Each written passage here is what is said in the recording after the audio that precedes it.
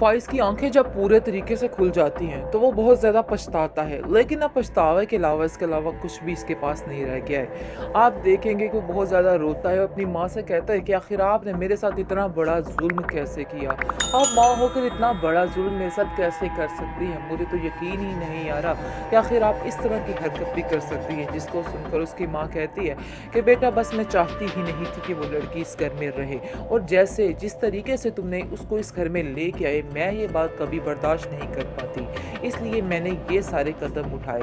लेकिन आप देखेंगे कि फ़ाइज़ अपनी माँ से कहता है, आपने जो किया सो किया, लेकिन मेरी ज़िंदगी तो तबाह बर्बाद करके रख दी। मेरे पास आखिर आपने क्या छोड़ा? मुझे तो आपने बिल्कुल ख़त्म करके रख दिया। जिसको सुनकर काफ़ी ज़्यादा वो भी कहती है कि हाँ, मुझे अब जाकर एहसास हो रहा है कि हरीम इस घर के लिए एक बेहतरीन तोहफ़ा थी, लेकिन शायद मुझे इस चीज़ का अंदाज़ा पहले नहीं था। अब जाकर इन चीज़ों का इल्म हो चुका है कि हमना और हरीम में कितना फ़र्क है, लेकिन अब उसके पास कुछ भी नहीं रहा है। आप देखेंगे कि कहती है कहकशा कि मैं जाकर वहाँ से माफ़ी माँगती हूँ और जाकर कहती हूँ हरीम को कि हम सबको माफ़ कर दे। जैसे ही आप देखेंगे कि वो मुदस्सिर जाता है, मुदस्सिर के घर जाते हैं, और क्योंकि हरीम वहाँ ही होती है, उसकी माँ उससे मुदस्सिर की माँ उससे बेहद प्यार करती है, जिसको देखकर वो चौंक जाता है फ़ाइज़ और कहता है कि आखिर तुम इधर क्या कर रही हो? जिसको सुनकर आप देखेंगे हरीम कहती है कि आखिर तुम्हारा क्या मतलब बनता है कि तुम मुझसे ये सवाल करो? तुम्हारा कोई हक़ नहीं है कि तुम इस तरह से मुझसे बात करो, मैं चाहे जो मर्ज़ी करूँ, लेकिन मैं तुमसे इस तरह की कोई भी तवक्को नहीं कर सकती कि तुम मेरे ऊपर कोई ज़ोर जमा सकते हो। ख़ैर आप देखेंगे कि वो कहता है कि हम बहुत ज़्यादा शर्मिंदा हैं, तुम हमें माफ़ कर दो। मुझे तो यकीन ही नहीं है कि आखिर कैसे मैंने तुम पे इतने बड़े-बड़े इल्ज़ामात लगा दिए और मैंने तुम्हारी किसी बात का यकीन तक नहीं किया। लेकिन बात ये है जी, वो कहती है हरीम कि अब इन सब बातों का तो कोई फ़ायदा ही नहीं है और बेहतर यही है कि आप लोग यहाँ से चले जाएँ, क्योंकि अब उसकी ढाल बन चुका है मुदस्सिर, और मुदस्सिर कहता है कि अब कोई भी अगर हरीम के बारे में ऐसी-वैसी बात करेगा तो मैं एक पल के लिए भी बर्दाश्त नहीं करूँगा। इसलिए बेहतर यही है कि यहाँ से चलते बनिए। तुम्हें तब याद नहीं आया था जब तुमने उस पर इतने घटिया इल्ज़ामात लगाए थे, अब तुम कैसे उसके बारे में इस तरह से बातें कर सकते हो? अब ये माफ़ी तलाफ़ी का कोई फ़ायदा नहीं। बेहतर यही है कि तुम यहाँ से चले जाओ और दोबारा कभी भी इधर मुड़ के मत देखना। जिसको सुनकर आप देखेंगे कि फ़ाइज़ बहुत उदास हो जाता है, क्योंकि उसको समझ आ जाती है कि उसकी दाल अब गलने वाली नहीं है। अब माफ़ तो कर दिया हरीम ने, लेकिन हरीम उसको कभी भी एक्सेप्ट नहीं करेगी। हमेशा के लिए फ़ाइज़ उसके दिल से उतर चुका है। इस चीज़ का अंदाज़ा हो चुका है जी बड़े अच्छे तरीके से अब उसको, और अब वो समझ चुका है कि अब उसकी दाल नहीं गलेगी।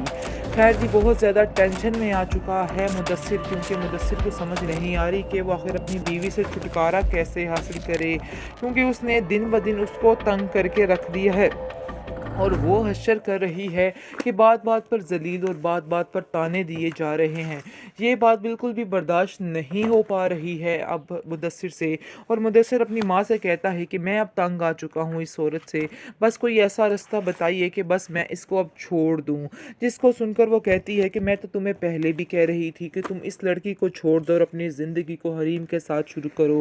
वो तुम्हारे लिए बेहतरीन इंतख़ाब है, शायद तुम्हें इस चीज़ का अंदाज़ा नहीं हो पा रहा है, लेकिन तुम्हें ये बात समझनी होगी और इस बात पे यकीन करना होगा कि तुम्हारी माँ तुम्हारे लिए कोई गलत फ़ैसला नहीं ले सकती है। मैं तुम्हारे लिए जो सोच रही हूँ, बिल्कुल ठीक सोच रही हूँ। मेरी बात का यकीन करो और हरीम को फटाफट से शादी करके इस घर में ले आओ, क्योंकि मज़ीद मैं भी अब ये बातें बर्दाश्त नहीं कर सकी। मेरी ज़िंदगी मौत का तो कोई भरोसा ही नहीं है। फ़ाइज़ की आँखें जब पूरे तरीके से खुल जाती हैं, तो वो बहुत ज़्यादा पछताता है, लेकिन अब पछतावे के अलावा इसके अलावा कुछ भी इसके पास नहीं रह गया है। आप देखेंगे कि वो बहुत ज़्यादा रोता है और अपनी माँ से कहता है कि आखिर आपने मेरे साथ इतना बड़ा ज़ुल्म कैसे किया? आप माँ होकर इतना बड़ा ज़ुल्म मेरे साथ कैसे कर सकती हैं? मुझे तो यकीन ही नहीं आ रहा कि आखिर आप इस तरह की हरकत भी कर सकती हैं। जिसको सुनकर उसकी माँ कहती है कि बेटा बस मैं चाहती ही नहीं थी कि वो लड़की इस घर में रहे, और जैसे जिस तरीके से तुमने उसको इस घर में लेके आए, मैं ये बात कभी बर्दाश्त नहीं कर पाती, इसलिए मैंने ये सारे कदम उठाए। लेकिन आप देखेंगे कि फ़ाइज़ अपनी माँ से कहता है, आपने जो किया सो किया, लेकिन मेरी ज़िंदगी तो तबाह बर्बाद करके रख दी। मेरे पास आखिर आपने क्या छोड़ा? मुझे तो आपने बिल्कुल ख़त्म करके रख दिया। जिसको सुनकर काफ़ी ज़्यादा वो भी कहती है कि हाँ, मुझे अब जाकर एहसास हो रहा है कि हरीम इस घर के लिए एक बेहतरीन तोहफ़ा थी, लेकिन शायद मुझे इस चीज़ का अंदाज़ा पहले नहीं था। अब जाकर इन चीज़ों का इल्म हो चुका है कि हमना और हरीम में कितना फ़र्क है, लेकिन अब उसके पास कुछ भी नहीं रहा है। आप देखेंगे कि कहती है कहकशा कि मैं जाकर वहाँ से माफ़ी माँगती हूँ और जाकर कहती हूँ हरीम को कि हम सबको माफ़ कर दे।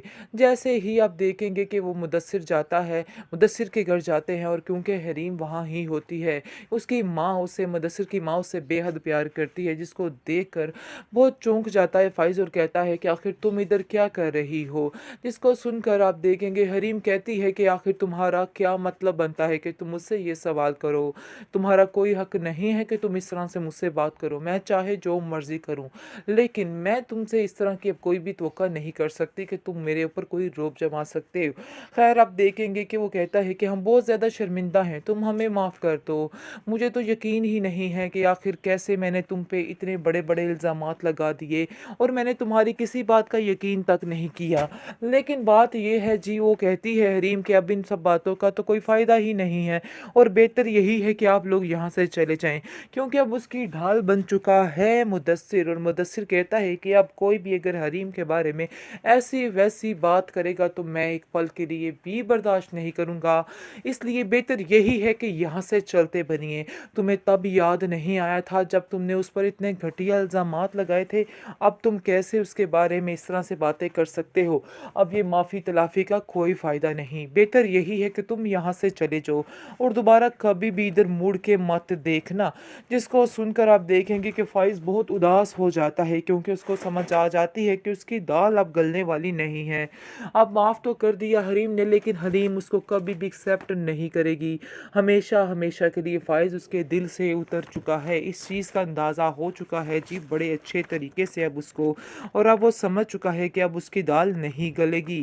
ख़ैर जी, बहुत ज़्यादा टेंशन में आ चुका है मुदस्सिर, क्योंकि मुदस्सिर को समझ नहीं आ रही कि वो आखिर अपनी बीवी से छुटकारा कैसे हासिल करे, क्योंकि उसने दिन ब दिन उसको तंग करके रख दिया है।